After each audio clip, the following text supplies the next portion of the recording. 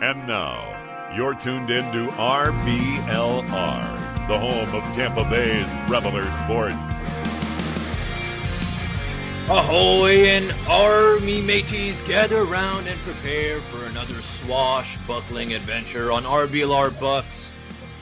It be January 8th and the Tampa Bay Buccaneers just plundered the New Orleans Saints, coming out victorious with a hearty 27-19 win. Now the Bucks ship be charting the course straight for the Washington Commanders, our next do-or-die clash, where the winds of fortune could either carry us to glory or leave us stranded on the shore. The stakes be higher than a crow's nest, and we're ready to sail straight into the heart of the storm. Ladies and gentlemen, boys and girls, welcome into RBLR. I am one of your co-hosts, Musab, and we are so excited to have you join us. And a friendly reminder, as always, we want to hear from you, ye loyal crew. Drop your comments in the live stream. Let's get some bold prediction, those hot takes sailing. You know the drill, questions, wild ideas. We're all ears for you. And as you know, this show is only not just me, but I got my two hardy mates who always bring the fire and the insight. They're ready to go over the Saints game, and I know they're excited for playoff season now against the Commanders. So first up, we got the man who's always got the compass pointed in the right direction, breaking down stats and analysis like a true sea captain. He be none other than the legendary Zach Blaine. Zach, ye ready to chart the course for this do-or-die battle with the Commanders?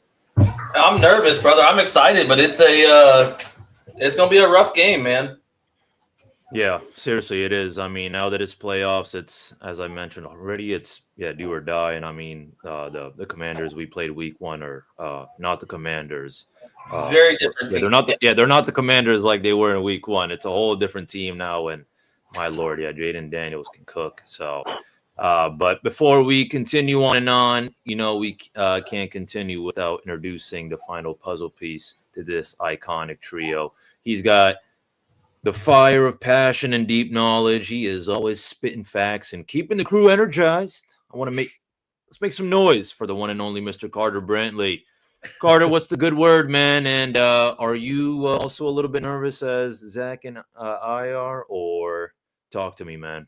Yeah, I think you'd be foolish not to be. You know, every team in the playoffs is in for a reason. You know, none of them are going to be pushovers. None of them are going to be a walk in the park or all sunshine and rainbows, as you'd like to say, Musab.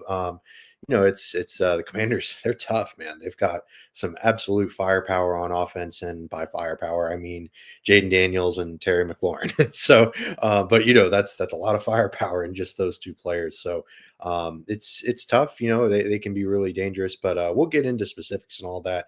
But first, I did want to focus a little bit on the Saints game because you know it's what got the Bucks here into the playoffs. It's what got them their their fourth straight division title. There's time to celebrate. You know, I know that it's kind of ho hum. It's the NFC South, blah blah blah. But you know, there are three other teams in the NFC South. They didn't make the playoffs. There are a bunch of other teams in the NFL that didn't make the playoffs. So it's still something to get excited about. But the big takeaway, I think everyone was focusing on Mike Evans, like you mentioned, Musab got to 1,000 yards, final play of the game, very dramatic. It was a lot of fun to watch. I'm not going to lie. It was a blast. It was a bit of a tumultuous game, but to really put an exclamation point like that, not only on the game, but on the season, it felt really good. It felt really nice because there were a lot of ups and downs. It was kind of a microcosm of the season, if you will, this specific game. But focusing specifically on Mike Evans, because that's the big talk around town, so to speak. Forget the Hall of Fame, because anyone that says he's not going to the Hall of Fame is just trying to be different. They're just trying to hate, you know, whatever the case may be. I wanted to hear y'all's thoughts in terms of ranking against all-time Buccaneers, because I think this is a really interesting conversation to have. Where does Mike Evans line up in terms of all-time Bucks? Zach, we'll start with you, man. What are your thoughts on Mike Evans overall? I mean, I think it'd be crazy to say he's not number one. Really? Wow. Okay. Going all the way. Yeah, I think that he is. There's debates to be had, I would suppose. Like, you got Barber, Sapp. Like, we've got some really good Hall of Fame players. But as far as, like, my history of watching football, I would put Mike Evans as number one, the number one overall Buccaneer, in my opinion. Wow.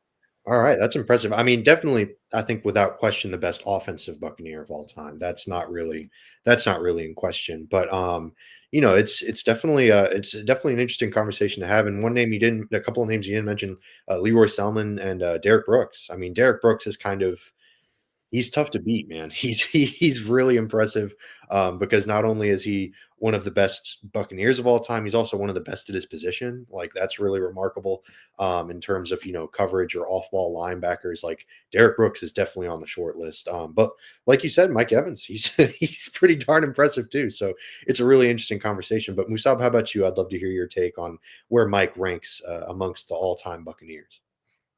Yeah, for me, I have to go number one just because I mean, Oh, when I'm a number one. Buccaneers fan, I mean, I didn't see Derek Brooks, or I didn't. None of us saw Leroy Selman Right. play, Yeah. but Right. yeah. So for that reason, I mean, that's why I gotta go, Mike. I mean, I would easily put him, top three. For sure. The guys you Absolutely. mentioned are definitely good arguments, and I would probably say, you can, put Rondé Barber up there as well, but For sure. Mike Evans is who I've been seeing since he got drafted. Especially, I mean, I remember it was the whole kind of Johnny Manziel hype, and then that's when I learned, well, then so this is a guy that Johnny Manziel has been throwing to, and then Right. the rest is history. You know what I'm saying? And Mhm. I didn't realize it at first, the first couple seasons, but as time went on, to think about how consistent he's been with hitting 1,000 yards or more, it's nuts. And it's not only just he's kind of just those kind of stat patter people either. I mean, he's phenomenal, amazing. He's got the height, the speed, just everything about it. So and I'm one of the actually I don't say I'm one of the few, but I don't think I'm ever gonna get rid of that alarm clock Mike Evans jersey. I don't care how many people hate it or how many people just want to forget about that time. I feel Right. like that was kind of iconic. So yeah. Yeah, absolutely. I mean, everything else going on around Mike Evans might have been crap, including the uniforms, but by golly, Mike Evans, he was racking up the 1,000 yards, for better or for worse, death taxes and Mike Evans hitting 1,000 receiving yards in a season. So yeah, it was really cool to see him kind of, put it all together and do his thing and get to that 1,000 yard mark. And shout out to Baker, shout out to the coaching staff because they all had faith and they were all able because that game was not over. Like they could have very easily just taken a knee and said, "Hey, no, we're not screwing up our playoff chances." But they had, the kind of the balls and the courage, or I don't want to sound too dramatic, but they were just, they put all that aside, say, hey man, we got a chance at history here. We got to get our man in. And it was, a lot of other teams, like someone brought this up. The Dallas Cowboys benched Cooper Rush because he was going to hit $500,000 bonus if he played a certain amount of snaps. So the Cowboys benched him, and the Bucks had to pay $3 million to Mike Evans. This was not any cheap little like handout. $3 million is a lot of money.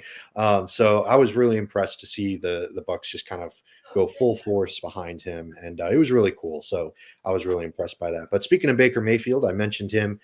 This wasn't necessarily his best game statistically, but man, he was impactful. I thought this was his like most important game as a Buck. Maybe not most impressive, maybe not most robust or whatever. But man, he really got the game going because there was some malaise there in the middle of the game. You kind of were feeling on edge, not sure if the Bucks were going to pull this thing out and go to the playoffs. But Baker had a little run. He got a little feisty. He got up. I think he stepped over a Saints defender. Can't remember which guy it was, but that kind of Hmm. caused a ruckus. And it felt like the energy got brought up by Baker doing that. And that's kind of what, a lot of the advanced metrics and stuff like that maybe say, oh, Baker might not be as good as his production says, but, I think he makes up for that in his leadership ability and his ability to lift his teammates up. And that's something you can't measure, you can't quantify it. So I was really impressed with Baker Mayfield, all of that being said. So Zach, you're the resident Baker Mayfield president of the fan club. I'm speaking his praises here. I want you to, what were your thoughts on Baker's performance? Yeah, I think the big thing to take away from both what you said and kind of what we've seen all season is Baker's a dog. Like there's no debate on how bad he wants to win and how important his, for what the young kids are saying, aura is around this franchise. Sure. Like he is the guy when it comes to this franchise, and I think it's fun to see that kind of play through or play out and him be able to play well. Because you're right, it wasn't his best game. Granted, the one interception he threw, kind of a bogus. It was tipped to the line, but he did throw a pick. So it was like we see that and we're going, oh well, here we go. Now we're gonna get into him forcing it, and it's gonna be another pick. Right. Yeah. And he kind of brought it all in and just became that dog that we needed. And it's fun to watch and fun to see, and especially in important games like this, that he can bring everybody kind of together and get everyone fired up. I love it. Absolutely. Yeah. I mean, you can see it sometimes. He's got the angel on his shoulder, the devil on his shoulder, like someone kind of whispering, like, hey man, force this throw, like do something silly. And then he's like, no, let's chill out. Let's throw the ball away. Let's scramble for a few yards. There have been times where he still listens to the devil. I get it. Like there's times where he still puts the ball in harm's way, but there's also been way more times that he's been smart with it. He just kind of takes his lumps. So I've been really impressed. It was a really, really impressive performance for him. But Musab, how about you, man? What were your thoughts on Baker's performance and how he contributed to just kind of the energy being brought up in the middle of the game? I mean, yeah, him and the boys has turned it around big time in the second half. But I mean, as Zach said, and I feel like this is the best definition of Baker Mayfield is that, yeah, he's a dog. I mean, I saw on Graham Barton's Instagram story after the game, he shared a couple of little clips, and Baker Mayfield was like banging heads, with like Ben Bredesen, Graham Barton, and it wasn't just a little light tap. I mean, this guy was like super amped up and something. So I'll tell you this, guys. I just feel like it's just so hard, first of all, to be a quarterback, and it's so hard to be a perfect quarterback. I mean, Of course, yeah. Absolutely. So these guys will always make mistakes here and there, but I just feel like you really can't hate on Baker Mayfield, whether you're a Buccaneers fan or not. I mean, this guy has been through some rough things, and the Browns didn't believe in him. Then he traveled around a little bit, and he finally found his right fit. And I think that's really what it is. And he is a born leader. Some of these guys who are quarterbacks around the league, sure, they're good, but they just don't have that. They don't give me that kind of leader vibe. You know what I'm saying? So I'm sure during halftime as well, I'm sure he fired up the boys as well. And yeah, as you mentioned as well, the whole kind of angel devil thing. I like that. I think that's really good because, yeah, sometimes, it gets the best of him. But at the end of the day, I mean, yeah, it's just, especially when you're going through, kind of some rough patches, especially in that first half. And, you got a couple good runs in and, getting up in the defender's grill. That fires you up, when your quarterback is getting mad and pissed and, he's also fired up. He's motivating the guys. He's not quitting. That makes a huge difference.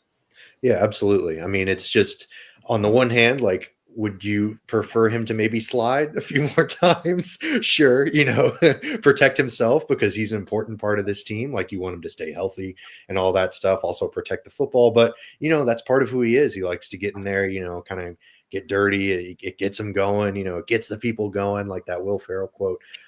So it's you kind of got to weigh the options. And for Baker, like that, sometimes you just got to let Baker bake. You got to let him be him. And that's part of it. And like you mentioned, the running 68 yards rushing, career high. I mean, that's it's not Lamar Jackson stuff or anything, but it's pretty impressive. It was a really interesting game for him and a really, really fascinating performance. But on the flip side of that, Liam Cohen kind of had a weird game as a play caller. It was the first time, I think the best way I can put it is it felt for me like the Bucs were winning and doing well offensively in spite of his play calls. They weren't necessarily winning because of them, which has been the case most of the season. He's been fantastic most of the year, but this was the first time I was watching the game and I was like, "Ooh, man, what's going on with this game plan?" Because man, Baker was absolutely throwing dots. Like he was that throw to J-Mac for the touchdown. That's one of the best throws you'll see all year. So that's kind of like he scrambled for 68 yards. That's kind of what it took for the Bucs to win this game. And, this offense kind of allowed the offense to be less about execution and more about scheming guys open and making things easier. And it didn't feel that way for the first time pretty much all year. Is this an area of concern for y'all? Musab, I'll start with you, man. What were your thoughts on Liam Cohen's performance with the game plan? And is this something to monitor moving forward? Or, hey, it's a rookie play caller and it's a division matchup. Wash your hands of it, move on. What are your thoughts? I want to say a little bit of that, as you said, yeah, kind of wash your hands and move on. I feel like, I'm sure there's always a reason. Perhaps maybe we just kind of approached, the start of the game a little bit differently because it's the Saints and, obviously they're, no way in hell gonna, lock in an NFC South. It was really us and the Falcons. So Right. perhaps maybe he kind of wanted to get a little, have a little bit of fun with it or something. Maybe try a couple of things out. I don't know. I mean, Right. that's just what I think. But by all means, Zach and Carter, please do let me know what y'all think about that, because I don't know. I mean, I did think it was odd. Of course, I feel like a lot of guys were, a lot of my buddies were wondering, why is Bucky not, getting more action, and why are they not Oh, utilizing Bucky better? So, right. yeah, that definitely kind of caught my eye a little bit. But I'm assuming, and I mean, it woke him up and the rest of the offense up that this stuff can't work out. You gotta just stick to the fundamentals and do what you've been doing. You know what I'm For saying? sure. Yeah, absolutely. And he's done such amazing things to revolutionize this run game and kind of push it into the 20th century, at least, if not the 21st century, because it had been stuck for so long, just kind of spinning their wheels running the football. And for them to run it only 5 times in the first half, that was just, or excuse me, hand the ball off to Bucky 5 times in the first half. Baker had some scrambles. But yeah, it was just weird. It was a bit odd to see. And then they had that weird designed quarterback run. Like, I love that Baker ran for Mhm. 68 yards, but I don't know if you need to be ringing up too many designed quarterback runs for him. That's not his thing. It was just really weird in a key third down. But it happens. You move on. But Zach, how about you, man? What were your thoughts on the game plan and how Baker and the offense were able to kind of overcome it, so to speak? Yeah, I think that we had talked in the chat before or during the game. It almost felt like we were trying too hard to get Evans Right. Yeah. his Record early. record. So Hmm. it's like I understood it, and I think we had even touched on, at least I had touched on other shows, to expect to kind of force the ball to Evans. While I don't agree with it, I think that that's just kind of the route that they took. Yeah. And I think that the halftime adjustments that were made were like, all right, look, we're going to try our best, but we need to win this game. We need to play Right. our football, Mhm. and I think that's why you saw such a drastic change in the second half, because they went to Evans when they had to or when they could, but it wasn't like we've got to get him the ball. This has got to happen. So it was. I think that for me to say that Cohen that it's a concern, I think is crazy at this point, because if we think about it, this is what, maybe his second bad game all year. Right. Like, That's a great point. Yeah, so absolutely. I'm not stressing it. It happens. It happens to everybody. I trust in Cohen. I'm happy that he's here with us. Yeah, absolutely. And honestly, at this point, we could be talking about Liam Cohen as a head coach pretty soon. Probably For, will. right, for better or for worse, whether it's a good thing or a bad thing for whatever team hires him. Yeah, it's going to be interesting moving forward to kind of monitor that storyline. But yeah, I'm with you. I think it's more of a wash your hands of it kind of thing. It's not, it's not the norm. It's just kind of a departure from the norm, a temporary lapse. So yeah, hopefully they can bounce back in this Commanders game coming up, which we'll preview in the second half. But if you're looking for the Liam Cohen of most of the season for your wardrobe, if you're looking for some quality stuff to don while the playoffs are about to happen, we've got the Rays are right around the corner. Spring training is right around the corner. It's only about a month and a half away. So definitely head to shop.rblrsports.com. You can type in that promo code Cannons, CANNONS, for 10% off your entire order. Definitely head there. We've got all of your Tampa Bay sports needs covered in regards to, upgrading your wardrobe, because we all need that, new year, new you. But anyways, as we mentioned, the Bucs are taking on the Washington Commanders this weekend, Sunday night, 8:30. They're playing at Raymond James. They managed to get the 3 seed because the Rams lost to the Seahawks this past weekend. So, that's kind of fun. What are y'all's thoughts on getting the Commanders? Like, I know that it was kind of up in the air who the Bucs would play if they managed to win the division. So were y'all happy with the Commanders? Do you think maybe you would have preferred the Packers? What are your thoughts, Zach? I mean, who would you have preferred to play, or is the Commanders fine? Oh, you're muted, Oh, big here dog. comes the mute bug. Oh, I've been doing so good I without know it. we've all been doing so well. It's all good. It's all good. No, I think last week I said I wanted the Commanders, but I do believe that the Packers just had a pretty bad injury. He just had surgery, if I'm not mistaken, Watson. Mhm. So I'm not mad about Washington. I'm comfortable with Washington, but at this point, Green Bay doesn't scare me or Green Bay scares me less than Washington does, because Washington's got, they brought in Lattimore after we played them, and Lattimore he's always given us fits. So it's gonna be interesting. I'm comfortable with Washington, but I think with Watson out, I would have been more comfortable with Green Bay. Interesting. Yeah, I mean Watson's a big time playmaker.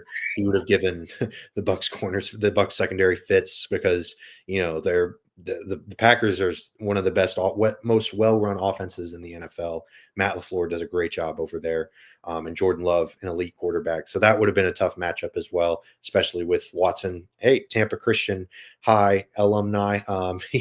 So it's cool to see him go out there, but unfortunate with the injury, obviously. But yeah, they're both really good teams. I don't know if I would feel more comfortable with the Packers. I think it'd be pretty much equal, 6-1, half a dozen the other type of thing. But Musab, how about you, man? Maybe you have a difference of opinion. Maybe you're more strongly like, no, they needed to play the Packers. What are your thoughts? I mean, it's playoff time, so I feel like any matchup is going to be tough. Absolutely. But I'm pretty even with Packers or the Commanders. Both of them have their strengths, but I mean, yeah, piggybacking off of Zach, it would be nice to play the Packers, with a guy like Watson out, because my biggest fear right now with the Commanders is I just hope Daniels doesn't toy around with our pass rush and starts racking up yards himself, because I mean, he's right behind Lamar Jackson, as a Yep, dual threat absolutely. quarterback. So, and he's only a rookie too. So, yeah, that's just my biggest fear is I just don't want a quarterback like Daniels exhausting our defense, and our defense already isn't anything special or hasn't showed anything special, unfortunately, this year. So, yeah, Right. And like you mentioned, the dual threat ability is huge for him. yeah, He's I filtered it to only go against zone because that's pretty much all the Bucks run, but he has the highest scramble rate versus zone in the NFL, even higher than Lamar Jackson, which even higher than Baker Mayfield. I know Baker likes to scramble a little bit. But yeah, Jaden Daniels, my goodness, he could give the Bucks some absolute fits. Second in EPA per play versus zone as well. Just really, really impressive stuff. So yeah, I don't know what to make of Jaden Daniels in this Commanders offense because it's a tough one to game plan against. Cliff Kingsbury's done a pretty good job of, scheming his way towards a successful season with a rookie quarterback behind a subpar offensive line. I don't think too many people expected this from the Commanders this soon. I think people were high on Jaden Daniels, but for him to be this good this early is really impressive. And it speaks to the job that not only Jaden Daniels has done, but also his supporting cast and the offensive coordinator, Cliff Kingsbury. But are there any areas that you think that maybe the Bucks can exploit? Overall, the Commanders are really good offensively, but they're kind of like the Bucks. They're kind of rough on defense, despite having Dan Quinn, a defensive-minded coach. This all sounds very familiar to Bucks fans because it's kind of what the Bucks are. So there are certainly some areas to exploit with the Commanders on the defensive side of the ball.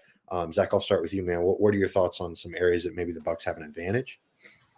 I think our front seven can beat their front seven. If I'm being honest, or their defensive seven.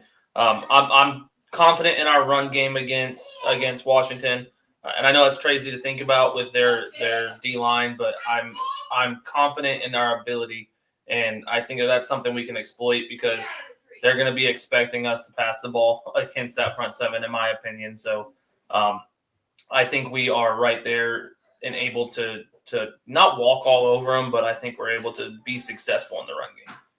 Yeah, I mean, they're 19th in EPA per rush allowed, so that's kind of tough. Fourth lowest rush defense grade on PFF. So yeah, that definitely speaks to a run defense that can be taken advantage of. So yeah, I'm with you. I think that running the ball, like last week, could be huge. And there's no Mike Evans 1,000 yards to shoot for this time. So really no excuses if Bucky's out there only getting 5 rushes in the first half. That's probably not a great sign of what's going on. But yeah, I think that's a huge thing, especially for the Bucks, because like you said, they've been great running the football this year. Obviously, that's a huge strength for them. So being able to take advantage of the Commanders being so weak in that area, that's going to be a huge area for the Bucks to exploit. But Musab, how about you, man? Any advantages that you see for the Bucks coming into Sunday? Yeah, I'll probably say, I mean, yeah, as y'all mentioned already with the run game, what I do have to say is I mean, first of all, we gotta use the run game and the pass game, but on top of that, I am very optimistic and I feel very confident about our offensive line.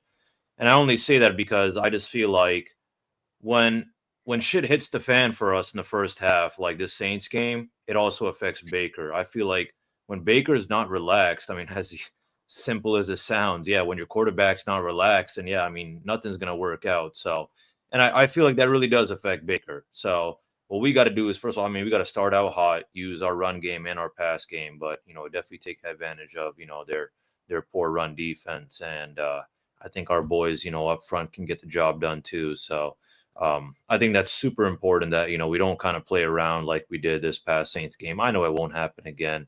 It just it was kind of just a pop up kind of issue temporarily. So those are kind of the big things I'm looking for, though. Yeah, I mean, I think that, like you mentioned, the pass game's still going to be huge because Washington, as bad as they are against the run, also pretty bad against the pass. They're 21st in EPA per pass allowed, sixth lowest coverage grade on PFF. So there's areas to exploit throughout this Washington defense. That's the good news.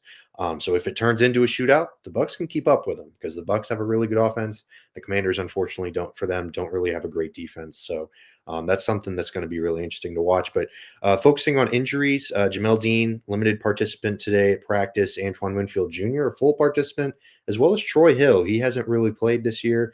He's more of a slot guy, so I'm not expecting him to be a potential Dean replacement. But the good news with him, he can sort of more so be like a Christian Izien replacement, maybe allow Tyke Smith to potentially shift out to safety for a few snaps here and there. So I'm kind of excited to see what he can do in whatever role he is, whether it's limited or if it's special teams, what have you. So that's kind of a fun thing to look at. But yeah, hopefully Dean can pull through because with him out there, it gives you just a little bit more confidence. I know he's struggled at times throughout the season, but compared to the backup options, he's obviously a significant upgrade. So yeah, I'm pretty excited to see him play. But for Washington, they've got relatively healthy, like Marshawn Lattimore was questionable going into this week, but he was a full participant on Wednesday, so it's looking like he's on track to play. So that's another arrow in the Commanders' quiver. So that's going to be something to monitor for Sunday's game. But are there any low key X factors? Maybe some things that people aren't really thinking about for each team. I think I'll get things started for Washington. Alameda Zacchaeus. He's a wide receiver. He's 18th in targets per route run, which actually leads the team, surprisingly enough. I know that Terry McLaurin, rightfully so, gets a lot of the headlines because he's their number one, but Zacchaeus has been pretty good this year as well. Cliff Kingsbury's done a great job of being able to incorporate him into this offense. And for the Bucs, I think Rachaad White coming out of the backfield could be big because Bucky, known commodity. He's not going to surprise anyone anymore. He is very much on the top of people's minds. So, maybe you get those two running back sets and you get Rachaad White on a swing pattern or whatever, incorporate him into the pass game, which he does a wonderful job of doing. So that's my two X factors for this week. But Musab, how about you, man? What are some X factors that people aren't really thinking of for this matchup Sunday? Well, on the Bucs side, I mean, I'm not thinking of anything, hidden, like a hidden gem or something. Right, But I get you. what I am expecting, though, is I'm expecting, obviously, our pass rush game to, do the best it can. But more importantly, Vita Vea to cause any disruption he can, because he always does that. And I think it's going to be very important this game as well. And, on top of that, I feel like, if our pass rush game isn't, at best, and if it's only Vita Vea, putting in the work, the thing that kind of scares me is those kind of quick passes, that Daniels dishes out to those guys. And hell, even we've had issues with, leaving these tight ends open. So my only fear is, sure, our DB room obviously is always concerning. It's been concerning. That's another story. But I just feel like, when we are, looking good on our defense, even when we're looking good on our pass rush, I just feel like, we still can't just kind of, slip up and let Daniels get the ball out for a quick pass or something. Because I feel like it always kind of bites us in the ass is when, especially those third down conversions.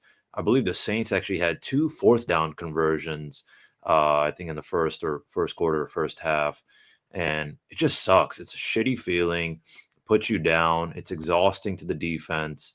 Our defense already isn't anything special this year. So it's going to be an all hands on deck situation. So Vita Vea and then the quick pass game for the Commanders is, the two things I feel like could be a really big game changer this game. Yeah, absolutely. I mean, it's deflating. I think the whatever the feeling that Baker, stepping over a defender, whatever good feeling that is, the opposite was those fourth down conversions. That was sort of the opposite end of the spectrum. And Vita Vea in the pass rush, that's a really big thing because the Commanders have the 11th lowest pass block rating in the NFL. So that offensive line is sort of being schemed away because it's not necessarily a strength. They're not doing an amazing job up there. They don't have the Bucks offensive line. They're struggling a little bit. So Vita Vea is a huge guy to look for. But Yaya Diaby, I believe he was the NFL Defensive Player of the Week this past week.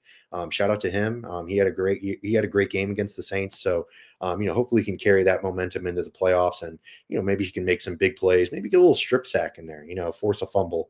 That'd be a lot of fun. But Zach, how about you, man? Any kind of under the radar things that you're looking for each team that can make a big difference?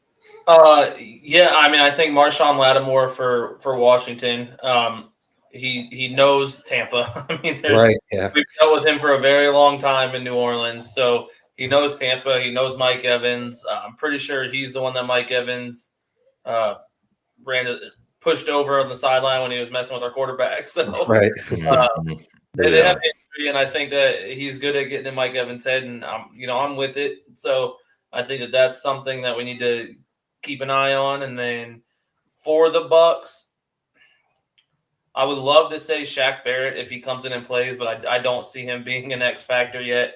So I'm going to go with probably another Payne Durham situation. Payne Durham or Devin Culp, kind of like we've seen. I don't know how healthy Otten is yet.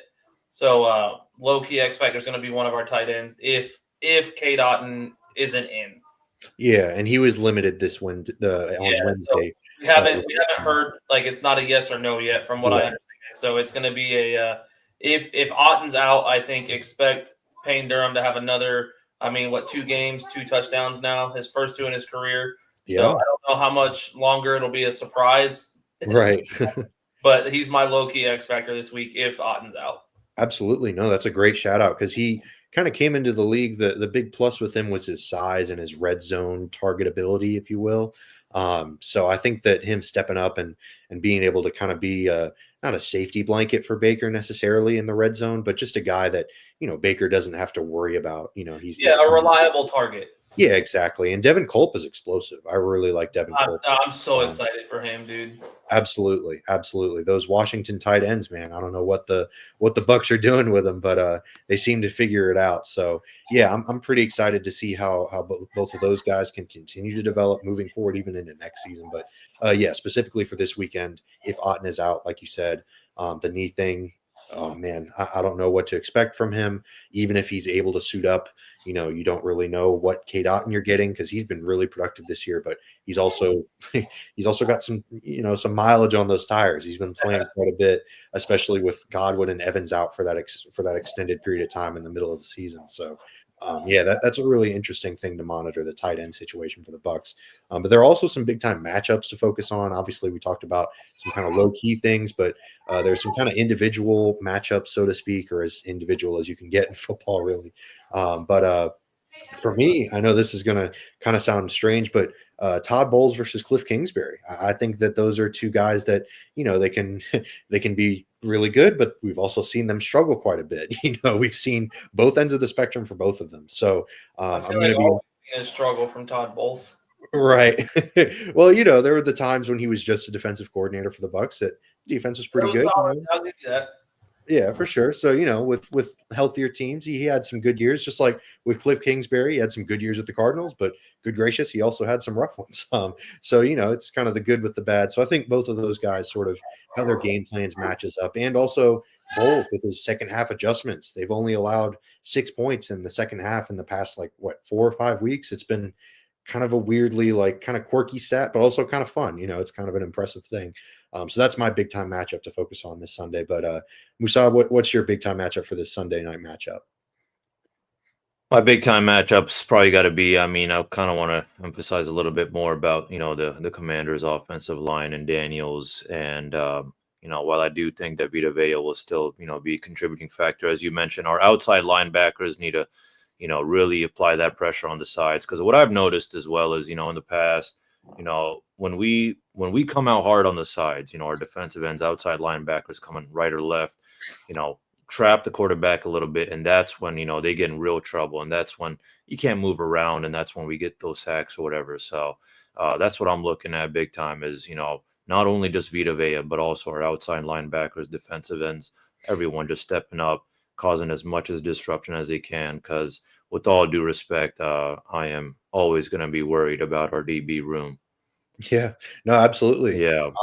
And the quarterback contained, that's a huge thing. I mean, my goodness, like Hmm. being aggressive on the edges, but like you said, also keeping him in the pocket because if he escapes, that's GG. Like that's Yeah. he's one of it's him and Lamar. Like those are the top two, and I think the gap between them is a little narrower than I think people may realize, especially now because Lamar's turning into like Peyton Manning out there as a quarterback. Like he's just been so insane throwing the ball that it's almost like him running the ball is a secondary thing. But that's just crazy to think about. But yeah, Jaden Daniels, I mean, my goodness, if you let him get out there and do his thing, yeah, it's going to be a long game for the Bucs defensively for sure if that happens. Zach, how about you, man? Any big time matchups you're focusing on this Sunday? Yeah, I mean, I touched on it earlier, but I think Lattimore versus Evans is it could be very good for us or it could be very bad for us because Right. this is one of those like when I think of rivalries against Mike Evans, like my main one always goes to Lattimore and Evans. Like those two have been battling it out for years. So I think that could make or break how good of a game we have. If Mike Evans is having a great game on Lattimore or if Lattimore is getting in Evans's head, I think that's going to determine kind of how our offense runs, whether we're running the ball or passing the ball. So it's going to be interesting, and I think that could be kind of a game-changing thing for us. Yeah, absolutely. I mean, Evans and Lattimore, that's the, there's all those memes of, oh, and Bucky Irving rushes for 6 yards. And then it's like a video of two guys fighting and it's Mike Evans and Lattimore down the field. That's kind of what we're expecting, right? Like that's what we're looking for because those two guys don't like each other at all. No love lost between those two guys. As much as Mike seems like a great dude in the press conferences and, very low key off the field. I don't know what Marshawn Lattimore does to him, but it kind of just activates something and it turns him into a seemingly a different person. So that's definitely going to be fun to watch for sure. But speaking of fun, there's also some other wild card matchups this weekend. I wanted to get y'all's thoughts on any upsets that maybe you're going to predict from around wild card weekend. Zach, I'll throw this question right back at you. Who's a big upset for this weekend for the wild card matchups? I'll be honest. I haven't really been paying. I've solely paid attention to Tampa. I think Denver could surprise some people. Absolutely. I don't know if we can call them upsets, even though I think that they're technically they're 14-3, like 14. Right, I get you. Whatever. They're not technically an underdog, but they sort of are if you look at the seeding. But the Vikings, like there's. I don't consider that an upset. Right. Like, they're the second best team in on that side. So I think if I had to pick one like kind of sleeper team that's not Tampa, I'm going Denver. Wow, going Denver. I like it. Bo Nix, he's not Jaden Daniels, but he can run the ball a little bit. He's kind of like in every aspect, he's been a solid quarterback. I love it. Yeah. I mean, he's kind of got the similar. It's a bit more extreme than Baker for sure, but kind of the low average depth of target, just like letting his playmakers eat. Sean Payton's doing a great job over there scheming, as much as you hate to admit it, because it's Sean Payton. But he's been doing a great job. So yeah, Denver's definitely a big time team to watch in these playoffs because they're young and they're hungry. Like they have nothing to lose. There's no expectations. Like no one really expected them to make the playoffs, and now they're like in there and they're just going to have some fun. So they're a really fun team. I think our producer, I know our producer Eureka is a Denver fan, but I think he was at one point saying maybe 6 games. Right. Yeah. Wanted them to win 6 games, and now they're a playoff team. So it's like I think they've already surprised a lot of people. So like you said, they're kind of playing with house money at this point. Absolutely. So why not have fun with it? So I'm with you. I'm excited to see what they can do. My own upset, it's kind of like what you were saying with the Vikings. I don't know how much of an upset it is, but I'm going to go with Steelers over Ravens. We were talking how great Lamar Jackson is and all that, but man, the Steelers, Mike Tomlin does a great job and their defense is just so just well polished. It's just like they don't screw up. They don't do anything wrong. They're just going to go out there and kind of smother you to death. So they do a really impressive job defensively. And there's no formula to stop Lamar Jackson. There's no formula to beat him. But I think the Steelers have come as close as anyone's going to come to stopping Lamar Jackson. So I've got the Steelers over the Ravens. That's kind of my upset pick for this weekend, just because. Okay. Yeah, I don't know. It's just kind of a gut feeling. I'm okay with Lamar Jackson continuing to play football because he's a lot of fun. If I'm not mistaken, Lamar has struggled like pretty bad against Pittsburgh throughout his Right. career. I think he's got like 2 or 3 wins. Like that's it. Yeah, absolutely. There's a lot of familiarity there. Familiarity breeds content. All those cliches. But yeah, I'm kind of picking the Steelers. I don't know. Definitely not lock of the week or whatever nonsense you want to Well, say. yeah, and they split the season series already. Right. Yeah. It can be done. Well, I could see it, and I would consider that an upset. Yeah, I would too. Because I think a lot of people have the Ravens doing some dangerous things with how explosive their offense has been. But Musab, how about you, man? What's your upset for this weekend? God, I'm gonna be honest with you. I'll probably say, if anything, maybe the Broncos. I guess. I mean, there's no other upset I see out here. Right. And Carter, I am one of those people that thinks the Ravens are gonna do dangerous things. For sure. I just don't think I don't think the Steelers have it in them. I mean, yes, their defense is phenomenal and all that, but at the end of the day, sure, as Ray Lewis himself said, defense wins championship, but you got to get points up on the board too. And they won the first time against the Ravens, but the Ravens beat them 34-17, and Derrick Henry went off. He racked up like 160 yards. I mean, Lamar Jackson was out there cooking. So I don't know. I don't think it's going to be close. If anything, I'd probably just root for the Broncos because, I mean, there's no other upset that I can see happening, and the other ones aren't really true upsets. So right. Yeah, give me the Broncos because I've had enough of these Bills Mafia. I got a colleague who is a huge Bills fan. Even though she doesn't really watch it much, but she doesn't shut up about it anyways. We don't need to talk about my work issues. Oh man! Next week's episode of Therapy with Musab. Right. Yeah, RBLR therapy. Right, working on workplace relationships, getting along with your coworkers. No, I'm with you though on the Bills. I don't know what it is, but their fans are like they're no longer lovable losers. They're kind of annoying. They haven't really won. They think their team is like this great team. They have a really good offense and just an awful defense. Right. Yeah. So it's so confusing and like they're almost like the next Cowboys. It feels like yeah. I feel like people in upstate New York or outside the city just they can't find too much happiness in life, so they'll latch on to anything they can. And obviously, I'm sure they take pride in being the only team in New York, technically.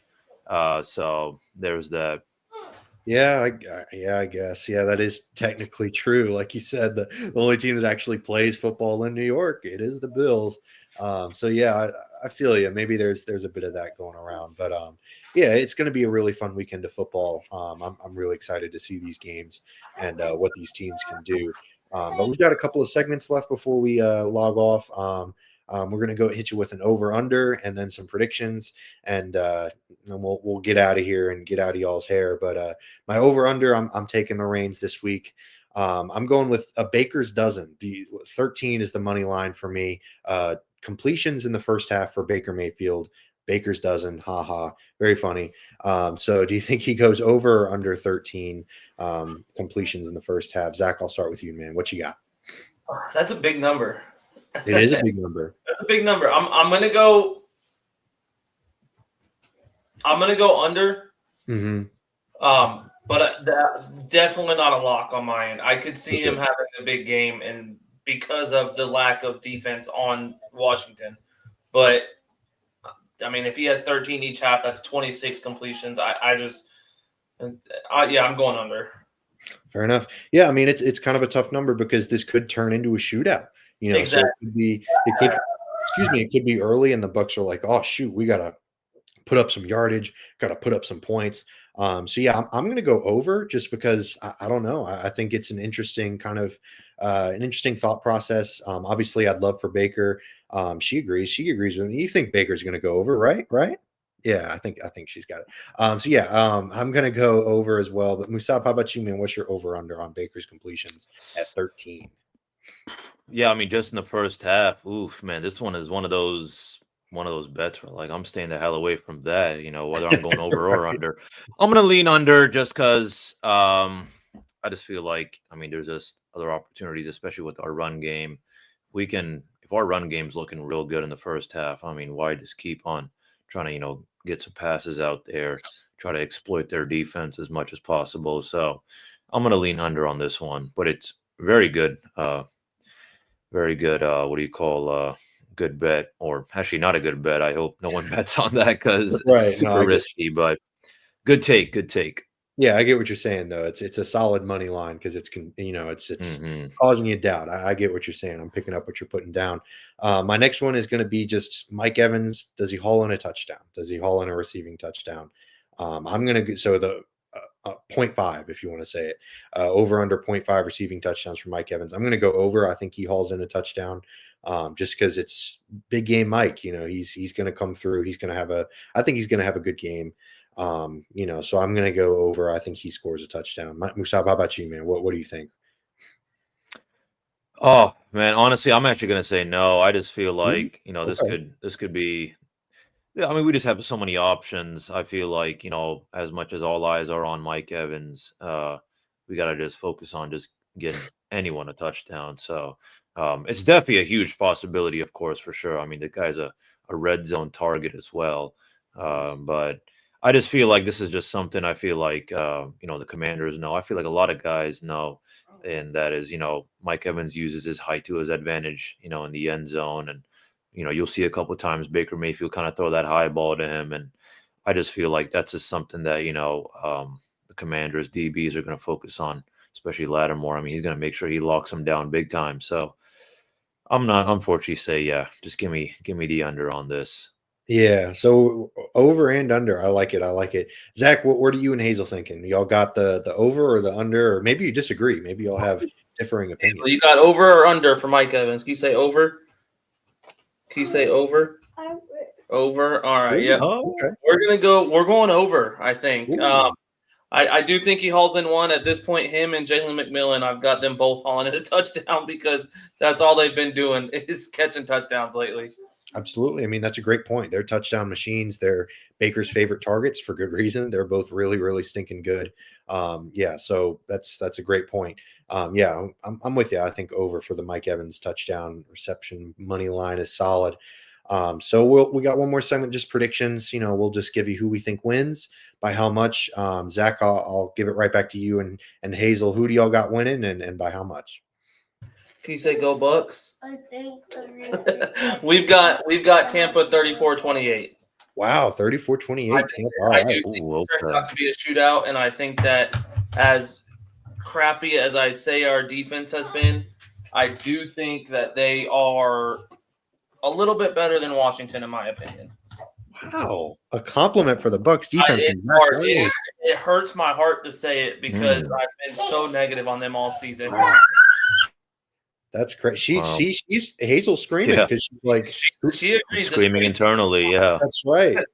Who is this man that has replaced my father? Like this is not Zach. This is not Zachary Blaine. This is a clone that has come in and replaced him." Wow, that's crazy. We got to mark that down. But Musab, how about you, man? Who you got winning and by how much? I'm going 27-24. I think Bucks get the win. It's gonna be a dog fight for sure. I feel like it really is. But knowing my luck and my hot takes and all that, this could be a completely ugly game, and who knows how it turns out. But I really do think that this is a actually serious good matchup. Probably one of the best matchups in the playoffs. So Yeah, this should be fun. I'm just honestly, I'm gonna be praying to God from now until Sunday night that we don't let Daniels exploit us. That's really the only. I feel like come on, it's like the elephant in the room. All eyes are on him. So yeah. fingers crossed, guys. Yeah, it's tough. We're talking about it. The Bucks are talking about it in their meetings. It's everyone's talking about Jaden Daniels, and then he'll go out there and still just absolutely shred the Bucks defense to pieces because he's Jaden Daniels. He's really good. It's easy to sit here and talk about it and say, oh, we got to focus on Jaden Daniels and all that stuff, and then it's harder to execute, unfortunately. So I'm with you. I think it's going to be a tough game. I unfortunately have the Commanders coming out on top. I got Washington 23-20. That's going to be, I think it's going to be close, and I wouldn't be surprised to see the Bucks pull this out, but I just think, man, it's tough to beat a team twice in a season. It's really difficult to do that. Washington is really good. Jaden Daniels really good. So that's who I've got. Hopefully I'm wrong though. I'd love to come back and hopefully I'm coming back and we're coming back with a Bucks W. Until then, we'll be on the Twitters and stuff. So definitely give us a follow on there at RBLR Bucks and at RBLR Sports before you log off, because we'll be giving you some in-game commentary, posting some cool graphics courtesy of our great producer, Eureka Wheeler.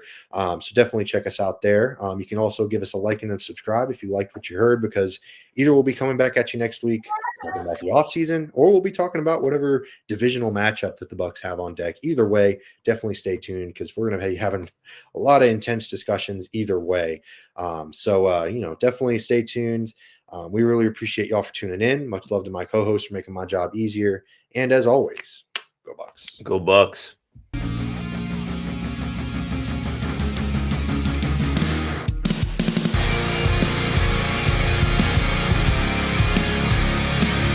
Thank you for tuning into this presentation by RBLR Sports. On your way out of the stadium, please remember to like and subscribe.